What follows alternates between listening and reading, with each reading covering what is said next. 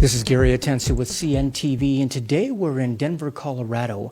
I'm here on location with the Furnished Kitchen, brand new for 2015. They have been Denver's top kitchen remodelers, easily for over 2 decades. You've been involved in this work. Mitch, let's talk a little bit about yourself. Share with me a little bit how it is that you got involved doing this type of work. I started off as a hobbyist, doing woodwork, building furniture and such, and then someone asked me to do some work for them. So I did some work for them, and then I just kind of snowballed. I started doing kitchen refacing and then full kitchens and then bathrooms and built-ins and the such, and kind of build myself a shop. So it's more self-learned than anything. Interesting. Obviously, there are many rooms in our home that get quite a bit of use out of them. One of the most has to be the kitchen. I mean, quite honestly, it is the hub of the home. This is a place where family hangs out, and even guests tend to gravitate towards. Why do you think that's an important room? Well, it's definitely the core of the house. So I spend a lot of time with my clients talking through the function of the kitchen, the design of the kitchen, and of course their budget. So yes, it's a very important part of the house. A lot of entertaining that seems to happen within the core of the kitchen. And so I spend a lot of time going through what their desire and their goals are. Speaking of goals, this really is a room where the balance of beauty and functionality really have to play a part together. Share with me how you're able to make some of the kitchens functional, yet at the same time looking like a showroom. Well, what I find most of the time, even in a stock home or a builder grade home or even a custom home, there doesn't seem to be a lot of time spent in designing the kitchen. As an example, you'll see low ceilings where they can have larger cabinets where they won't. They'll have impeded where the dishwasher opens up, you're not able to get good flow, or where the oven opens up, or they're not social in that you have your back where you're cooking until exposed to the rest of the house, where that becomes an important piece as well. So what I do is I go through it with the customer, and I usually talk to the wife. She usually makes most of the decisions, but I try to integrate the husband into it as well. Seems to be that they're more important or concerned about the budget. So I spend a lot of time with both of them, if they both want to participate, and go through design, function, budget, and those sorts of things. Excellent. Obviously, if you can get the husband and wife agreeing on the style, you're in good shape. Although you pretty much have able to offer many styles out there. Is that what kind of keeps it fresh for you and makes it enjoyable as well? Yeah, what I enjoy is they're all different. It seems that each kitchen never has the same look or feel to it at all. There are smaller ones which become more challenging, and then the larger ones become challenging because you have a large kitchen and you want to make it somewhat social and somewhat family oriented. So yes, there's a lot that goes into it, a lot of pieces and parts, and there's a lot of discussion. I usually spend 3-4 hours, maybe sometimes 3 or 4 trips, talking with the client in the detail, and then extracting that information so I can come together with something that fits their needs. Speaking of plenty of pieces and parts, there are actually many components in the kitchen, many opportunities for you to harmonize each one together. Let's start off at the foundation there. We're talking about a flooring. What are you able to offer for folks when it comes with flooring? What kind of materials do you work with? Wood, tile, doesn't either one of those materials. I typically don't necessarily start with the floor.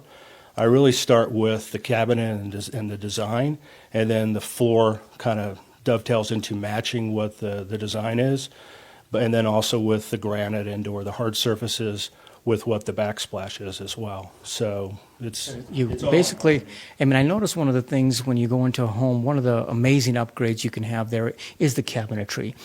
You said you kind of begin with this. What type of materials are people looking at, and basically, are you able to help them mesh those in together? It really depends on budget. There's a huge span of cost in cabinets. And when most people see a cabinet, they see a box. So what I like to do is dress up the kitchen. So that's one of the reasons we named it the Furnished Kitchen, is putting a personal touch to it. Trim on the bottom, trim on the top, trim on the toe kick, drawers, those sorts of things to kind of personalize it for the customer.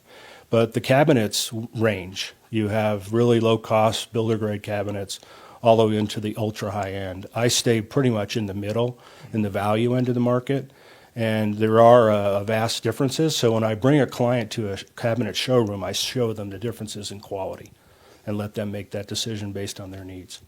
One of the areas I see a lot of folks pretty popular is that in putting islands in the middle of kitchens anymore. Is that a great way to get some extra space and even maybe put some cabinets underneath as well? Yeah, islands are somewhat challenging depending on the kitchen. You may choose to do a peninsula, you may choose to do an island, and you got to be very careful because you need good flow around the island so it doesn't become an impedance in the kitchen for the people that are trying to work in it. So the islands need to be laid out in such a way that there's good flow around them, but also keeping in mind that you don't want to congest the kitchen. So an island becomes a very important piece. Excellent. You had mentioned before backsplashes. I think the backsplash and the countertops really are what ties the whole place in together. I see a lot of different materials folks are using out there for countertops. Share with me what you're well versed in. Well, granite is very, very popular, but quartz is becoming popular as well as an alternative. And in addition to that, backsplashes, you were starting to see a lot more glass, and glass reflects the light back into the kitchen. So I'm able to show people some of the kitchens I've done where they can see some of this design, because most people I talk to don't have vision. You have to really build the picture for them and show them what's capable or what's out there. That makes it kind of fun and challenging, getting what people have in their minds and yet making it come to pass with a vision. Anymore, even appliances are a great place to upgrade. Used to be refrigerators were totally functional. I even seen oven vents now that really make a statement when it comes to the overall look of a room. Yeah, dressing out the kitchen with appliances, typically most people elect to go with stainless steel. Although there's alternatives out there. In fact, the last kitchen I did, we put on panels so it looked more integrated. And those are just refrigerator panels, dishwasher panels, those sorts of things. So the kitchen looks totally integrated. But there's a wide range of choices out there from functionality as well, because there's not just gas cooktops, but there's convection ovens, there's induction ranges that exist today. There's challenging around microwaves. Do you want it on the counter? Do you want it hidden? What do you use it for? Those sorts of things become something that you need to discuss with the client as well. Absolutely. I see a lot of different styles when I look through your portfolio. We're talking about different characteristics a lot of these styles have. One of those is being the modern kitchen. Is that something that's kind of making a comeback in people's homes? Yeah, you see a lot of TV shows and you see a lot of modern. And I think that's what's inspiring some of the customers to put a modern kitchen in place. The reality is, from a person that's actually designing and implementing kitchens as myself, I find modern to be a little more difficult to actually do because the tight lines, you have to make sure that everything lines up and looks contiguous. Otherwise, it disturbs the flow of a modern looking kitchen. But not a lot of people doing it, but more than I would think in the past. One of the things I see is folks maybe move into a home, and obviously that's the wife's first place. She wants to upgrade there, maybe an outdated kitchen, a style like that of town and country kitchen. What is that kind of style, and is that one of your favorite types? I don't know that I have a favorite type. I try not to push on a client what I think. Right. I'm more extracting out what they think. And it seems that if you look through the magazines and you talk to some of the designers, you see a lot of white kitchens, and it seems to be very popular. But in my course of travels, I've done mostly stain grade material and some high-end glossy finishes, but it runs the gamut. I don't think there's one style that's standing up more than others, other than maybe people picking out white kitchens. But I have not run into that specifically. Excellent. I mean, obviously, if folks are spending money on their kitchens, actually investing money in their kitchens, because if you're taking an outdated kitchen and turn it into a luxury kitchen, I spoke with a realtor the other day, and they said this is a great way to really add value to your entire home. Is that what you find with folks as well? I tell them that. I don't know that they necessarily believe that, specifically talking to the husband. But the average kitchen remodel across the country is about $55,000. That's a total remodel. A smaller kitchen remodel is about $18,000 to $20,000. So it really depends on the kitchen. I've done quite a bit of refacing where you can upgrade the value of your kitchen and it looks fantastic for a lower cost. So that's an alternative versus gutting the kitchen and starting over. So it really depends again on that budget component. But I think you can go a long way and get a lot of value by dressing it up and buying materials in the right way and just walking through that with the client. Wonderful. Basically, if someone needs an upgrade out there or they want a complete gut out, obviously it starts with a consultation is really what I pick up from you, finding out what it is they're looking for, what the vision they're looking towards, and also what the budget is. Are those all components that you sit down usually in the home, or how do those take place? Definitely in their house. So the first thing that I go through with them is I try to extract out what's important to them. What do they like? What do they dislike? What's their wish list? I try to do that with both the husband and wife. And then once they do that, I socialize a bunch of ideas by them. Because from my experience, I'm able to see something finished. So maybe move a wall, move a refrigerator here. You're coming in from the garage. Where do you want to put your packages? How do you want to use your kitchen? Is it more a showplace, or is it more function? Do you have big Thanksgiving dinners here where maybe 2 ovens become important to you? So there's a lot of questions and answers, and I usually spend 2 to 3 hours just in discussions.